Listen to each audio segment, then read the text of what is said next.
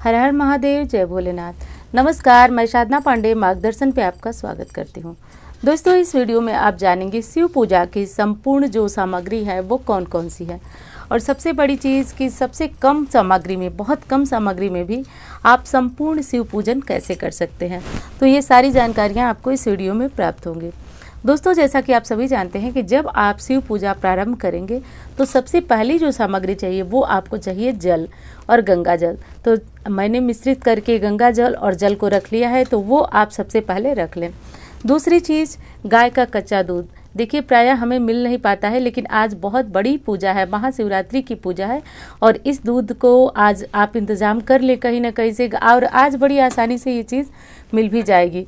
अब है दही, जो कि महादेव का अभिषेक करने के लिए बहुत ज़रूरी है। चारों पहर की पूजा करते हैं, निशीत काल की पूजा करते हैं, चाहे आप मंदिर जाकर पूजा, कैसी भी पूजा हो, अभिषेक की संपूर्ण सामग्री आज आपको इंतज़ाम कर लेनी है। और वीडियो के अंत तक आप बने रहिएगा, उसमें मैं आपको ये भी बताऊंगी कि यदि ये सामग्री किसी कारण से नहीं मिल पाती है तो कौन कौन सी सामग्री आपको ज़रूर रखना चाहिए।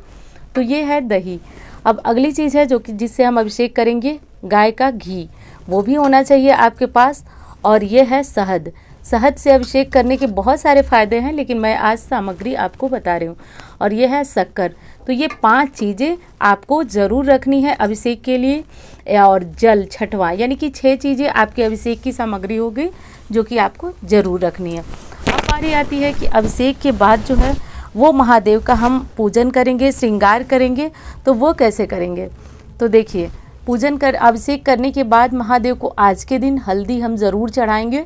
हल्दी आप सभी को पता है, हल्दी चढ़ती नहीं है, लेकिन महाशिवरात्रि पे महादेव का विवाह समारोह है। कुछ शास्त्रों के अनुसार माना जाता है कि महादेव आज ज्योतिर्लिंग के रूप में उनकी उत्पत्ति हुई है, तो आज हल्दी इनके ऊपर चढ़ाई जाती है। तो हल्दी, कुमकुम, ये सारी चीज़ें आप रख लें। माता गौरी को भी अर्पित करेंगे और महादेव जी को भी अर्पित करेंगे। और ये है अबीर, गुलाल, इसे भी आज के दिन अर्पित किया जाता है, तो ये ज़रूर रख लें।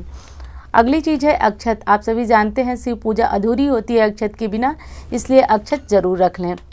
अब बारी आती है महादेव जी के श्रृंगार के बारे में।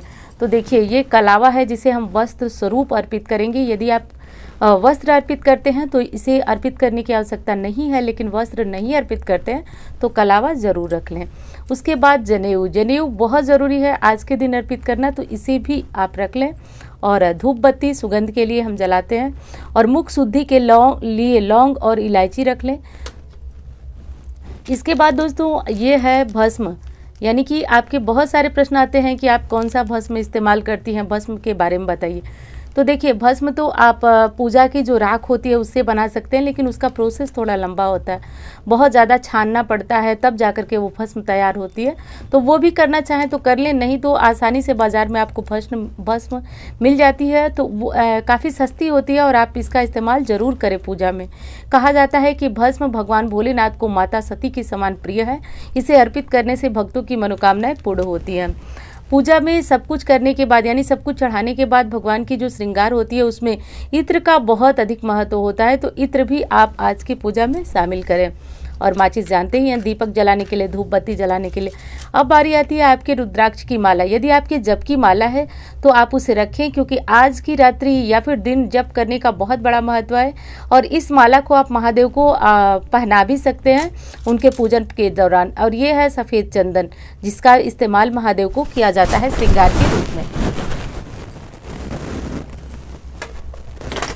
और दोस्तों, ये है हमारा अखंड दीपक, जो कि पूरी रात जलने वाला है।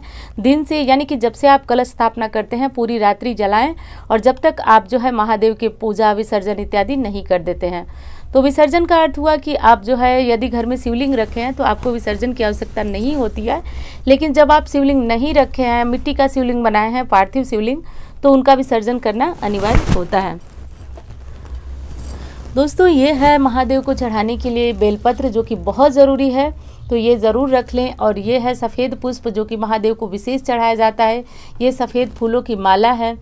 और ये है समी की पत्तियाँ। और ये है माता गौरी को अर्पित करने के लिए लाल पुष्प। अब दोस्तों, कुछ चीज़ें आपको इसमें नहीं मिल रही होंगी, जैसा कि इसमें आपको धतूरा इत्यादि नहीं मिल रहा है, तो ये सारी चीज़ें आपको शिवरात्रि के दिन मिल जाएगी। चूँकि मैं शिवरात्रि के पहले वीडियो बना रही हूँ, तो ये चीज़ें मुझे मिल नहीं पाई हैं, लेकिन आप रख लीजिएगा इसमें। अब दोस्तों बारी आती है कि आप भगवान भोलेनाथ को नैवेद्य के रूप में, भोग के रूप में क्या अर्पित करना चाहते हैं। तो आप बाज़ार से भी कुछ चीज़ें लाकर अर्पित कर सकते हैं। कुछ फल रख लीजिए, कुछ मिठाई रख लीजिए, या फिर कुछ बनाकर घर में अर्पित कर सकते हैं। खीर विशेष प्रिय होती है तो वो आप ज़रूर अर्पित करें यदि कर सकते हैं तो। अगली चीज़ है दोस्तों कि आपको इसमें एक चीज़ नहीं दिखाई दे रही होगी, बेर। तो बेर आज की पूजा में ज़रूर रखिएगा। मैं नहीं रख पाई हूँ क्योंकि मैं फिर कह रही हूँ कि मैं पहले वीडियो बना रही हूँ और बाज़ार में इस समय उपलब्ध नहीं था, लेकिन आप बेर जो है शिवरात्रि की पूजा में ज़रूर रखिएगा। दोस्तों एक चीज़ मैं शायद आपको बताना भूल गई हूँ, सिंदूर रखना, माँ गौरी को अर्पित करना, इससे अखंड सौभाग्य की प्राप्ति होती है। तो सिंदूर भी आप पीला वाला सिंदूर, देखिए इस समय दिख रहा होगा पीला वाला सिंदूर, इसे ज़रूर रखिएगा।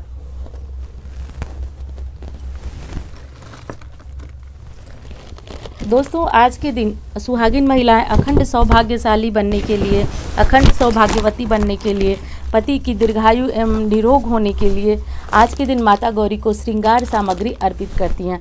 तो श्रृंगार सामग्री में देखिए आप इस तरह का कपड़ा भी अर्पित कर सकते हैं। कोई ज़रूरी नहीं है कि आप साड़ी अर्पित करें। देखिए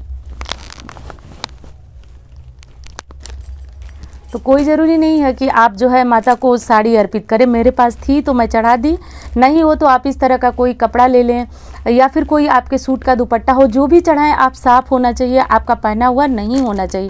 या फिर बाज़ार में जो चुनरी आती है वो अर्पित करें, लेकिन माता गौरी को आज कुछ भी मतलब वस्त्र स्वरूप कुछ भी अर्पित करें। वैसे अच्छा यही होता है कि जो हमारे पहनने वाले कपड़े होते हैं सबसे पहले माँ गौरी को अर्पित करके और तब हम इनको पहने। जैसा कि आप इसमें देख सकते हैं कि इसमें मेहंदी है, पैर कलर करने वाला आलता है, सिंदूर है, जो भी चीज़ें आपके पास हो वो ज़रूर रखें।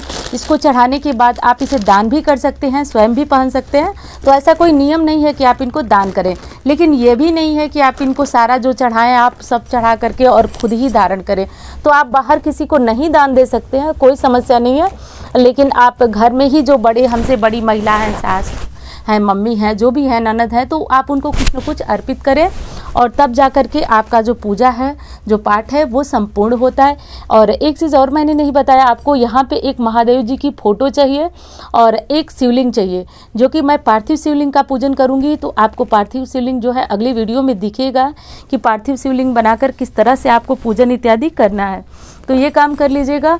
और रही बात अब आपके पाठ की, तो आप क्या पाठ करना चाहते हैं। तो यदि आप शिव पुराण का पाठ करना चाहते हैं तो आज की रात्रि या फिर दिन में शिव पुराण का पाठ करना बेहद पुण्यदायी माना जाता है, तो इसे भी आप कर सकते हैं। और नहीं तो शिव जी के पंचाक्षर मंत्र ओम नमः शिवाय का जप कर सकते हैं। अपनी जप की माला है तो बहुत अच्छी है, नहीं है तो आप उंगलियों पे या फिर इसी तरह बिना गिनती के जप कर सकते हैं। तो ये है संपूर्ण शिव पूजा की सामग्री जो कि आपको शिवरात्रि पूजा में रखनी है। तो दोस्तों उम्मीद करती हूँ वीडियो आपको पसंद आएगी। हाँ एक चीज़ और बता दूँ कि कम से कम सामग्री में आप पूजन कैसे कर सकते हैं। तो देखिए जब बहुत कम सामग्री हो तो आप जल आपको अवश्य रखना है, जल ले लें। उसके बाद जो है आपको सबसे ज़रूरी चीज़ है आज सिंदूर, यदि आप महिला हैं तो आज के दिन सिंदूर ज़रूर अर्पित करें। अक्षत ले लें और भभूति, जिसको विभूति बोलते हैं, भस्म बोलते हैं, जो भी आपके यहाँ बोली जाती हो, ये रख लें। तो इतनी सामग्री रख लें। और रही बात अब कोई फूल वगैरह नहीं मिल सकता है आपको, लेकिन एक चीज़ बता दूं कि प्रतिदिन शिव पूजा में यदि फूल ना मिले तो समझ में आती है बात, लेकिन आज के दिन शिवरात्रि पे हर जगह शिवालय के बाहर आपको फूल वगैरह मिल जाते हैं, लेकिन एक बेलपत्र ज़रूर रखें। तो ध्यान दें जिन चीज़ों को मैंने बताया उन्हें आप रख लें तो आपकी शिव पूजा संपूर्ण हो जाएगी। इन चीज़ों के बिना भी, यानी कि जो चीज़ें मैंने दिखाई इनके बिना भी आपकी पूजा जो कम सामग्री मैंने बताई उतने में पूर्ण हो जाएगी। तो उम्मीद करती हूँ जानकारी आपको पसंद आएगी। धन्यवाद।